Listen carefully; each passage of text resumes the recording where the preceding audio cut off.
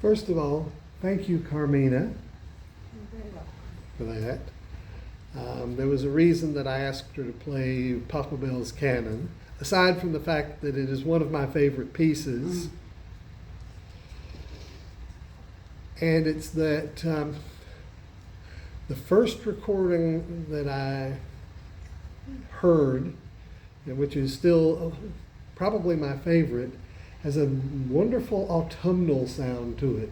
Slow and stately, underneath, and then the variations above. And it's a wonderful metaphor. So thank you for that.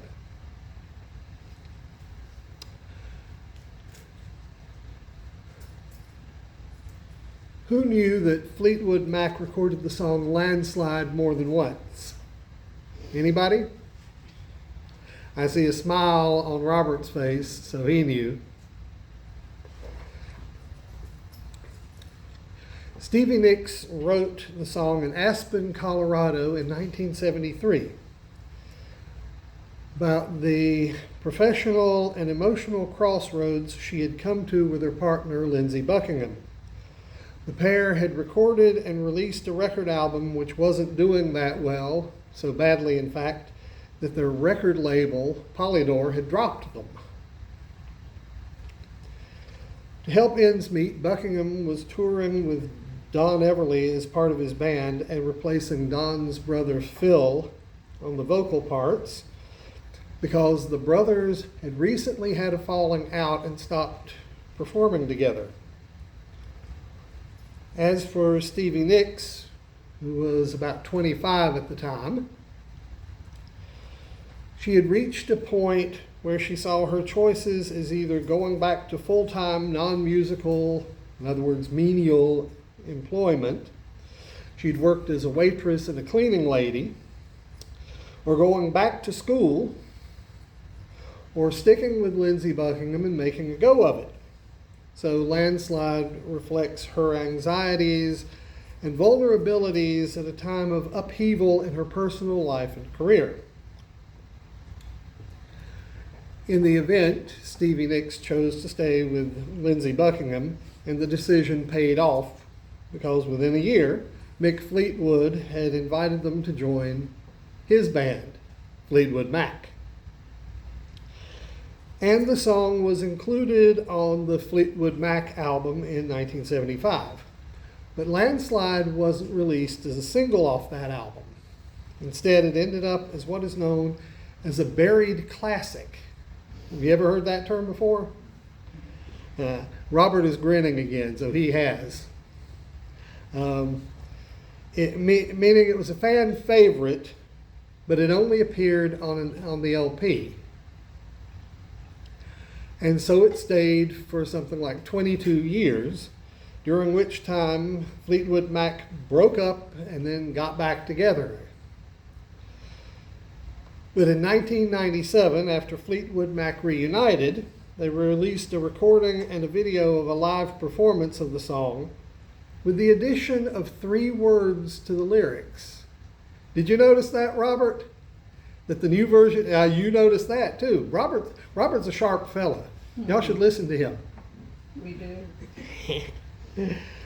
Okay, here's the opening of the version from the live recording of Landslide from 1997, as released on the Dance album.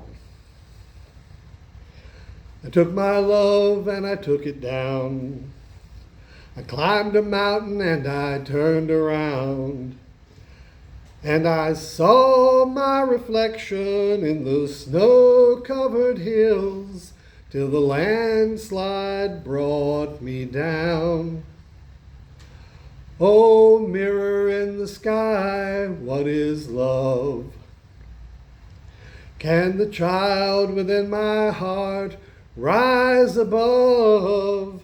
Can I sail through the changing ocean tides? Can I handle the seasons of my life? I don't know.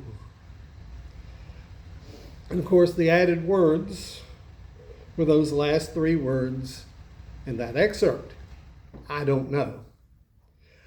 Joyce and I used to say that those 3 words showed that Stevie Nicks was finally old enough to sing her own song and do it justice. Because she finally understood the depths of it.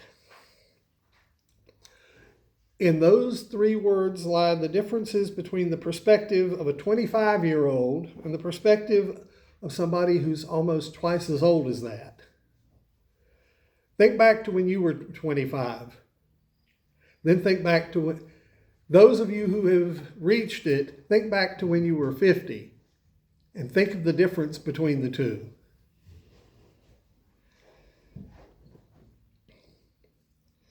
Those words make things immeasurably more honest and vulnerable, don't they? The extra words admit in the face of life's uncertainties that getting through it isn't a sure bet. It's kind of like Judy Garland's version of Have Yourself a Merry Little Christmas, which of course appeared in the 1944 film Meet Me in St. Louis. And I much prefer that version to Frank Sinatra's brighter and more upbeat recording from 1957. Instead of an assurance that from now on our troubles will be out of sight or miles away, we're told that all of this will happen next year. That's also when the faithful friends who are dear to us will be near to us once more.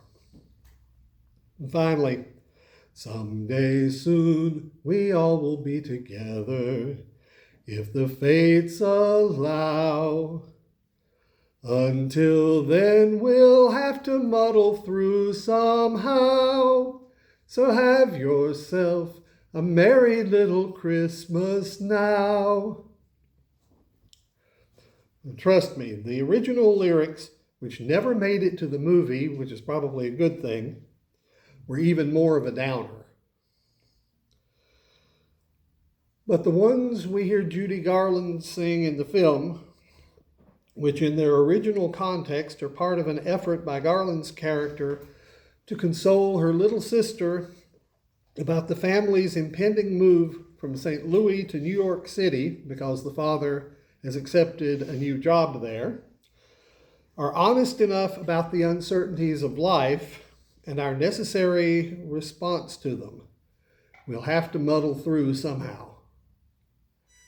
Do I see a pattern developing here? Now this isn't what many, perhaps all of us, want to hear. We like comfort and stability, and instability is uncomfortable by its very nature. That also helps explain this year's volatility in the stock market. Instability is unpredictable. And unpredictability is bad for business because it makes it hard for us to make plans. Of course, we all have heard the saying, we plan, God laughs. Instability is also bad politically as well as economically, which is one reason why governments tend to be inherently conservative, at least insofar as the maintenance of established patterns of operation is concerned. To ensure domestic tranquility is to reduce instability as far as possible. And all of this leads us to this morning's text, which is just a single verse. Luke 21:19. It occurs in the middle of a passage known variously as the Olivet Discourse, or the Little Apocalypse, or even the Synoptic Apocalypse, because it appears in the Synoptic Gospels, Matthew, Mark, and Luke. Let me give you the story so far. It's the afternoon of the Tuesday of Jesus' last week in Jerusalem. It's probably also Jesus' last visit to the temple. And as he and his disciples are leaving, the disciples take a moment to admire the architecture, which, at least according to Josephus, who should know because he was there, were incredible, astounding, fabulous. But Jesus isn't nearly so impressed. He tells them that the days are coming when not one stone will be left upon another.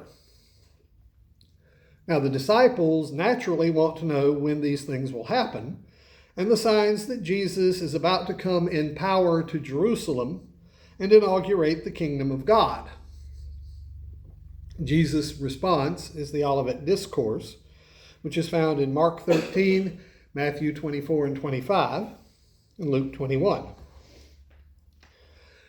Bible scholar Joel Edmund Anderson, who argues that most, if not all, of this extended passage deals not with the end of the world, but with the fall of Jerusalem to the Romans and the destruction of the temple, points out that this is an immediate thing for them. They aren't asking about the end of the world or about some second coming of Jesus in the far-off future because they aren't expecting him to go away in the first place. As a result, Jesus' crucifixion several days later comes as a real shock, a massive trauma. And even after they experience the resurrected Jesus, what are the disciples still concerned about? Lord, will you at this time restore the kingdom to Israel? Which is Acts 1:6. In the discourse, Jesus lists a number of standard signs of divine judgment: earthquakes, famines, pestilence, wars, and rumors of wars, nations rising against nation, and kingdoms against kingdom, the darkening of the sun, the moon turning to blood, the stars falling from the sky, all of which sound very dramatic. Then he makes an especially intriguing statement: Ente hypomene himon katastaste tas psychos himon.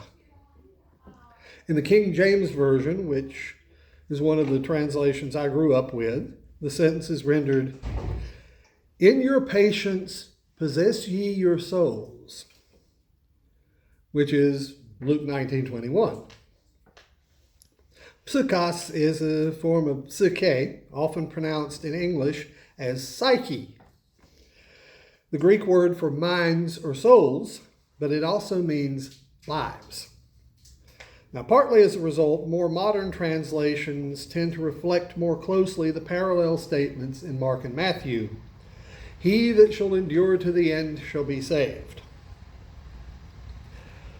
In Luke, these modern versions read along these lines: by your endurance, or your perseverance. I nearly said perseverance, which is the British pronunciation.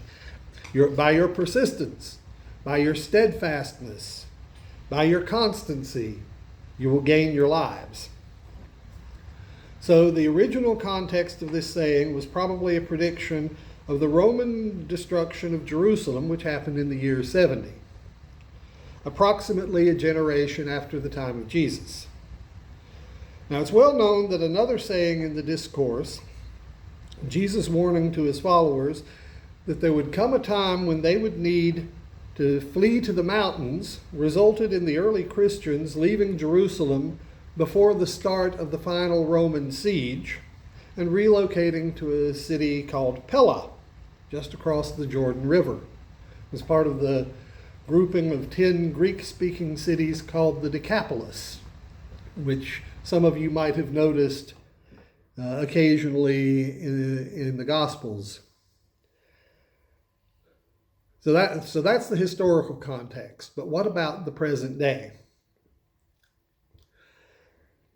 In what is arguably the most famous soliloquy in all of Shakespeare, Hamlet makes reference to the heartache and the thousand natural frets and shocks that flesh is heir to. Do we perhaps hear its distant echo in Stevie Nicks' admission that she didn't know whether she could handle the seasons of her life? Now, speaking of seasons, we're just about a week away from the autumnal equinox, the literal start of a season, fall. In the political world, this country is in the middle of a stormy season, and many people are quite naturally uncertain and upset. So how can we endure to the end? What can we do that will enable us to sail through the changing ocean tides and handle the seasons of our lives? My friend and yours, and your brother-in-law, Kim Williams, speaks often about a course of action which seems to serve him well. We need to focus on doing the next right thing. It was right during the before times for us to stand on the side of the weak, the oppressed, the downtrodden, and the marginalized. And all of these actions are right still. What is Judith's favorite verse? He has showed you what is good, and what does the Lord your God require of you but to do justly, to love chesed, to love mercy or steadfast love, and to walk humbly with your God. As a matter of fact, all of these actions, which are right still, but given the abandonment of these legitimate concerns about the most vulnerable members of our society by officialdom, faithfulness in doing these right things is more necessary than ever. Stay the course. You want a Columbus metaphor? Sail on, sail on. As Jesus says, according to Matthew 24:45-46, who then is the faithful and wise servant whom his master has set over his household to give them their food at the proper time? Blessed is that servant whom the master, when he comes, will find so doing. Amen.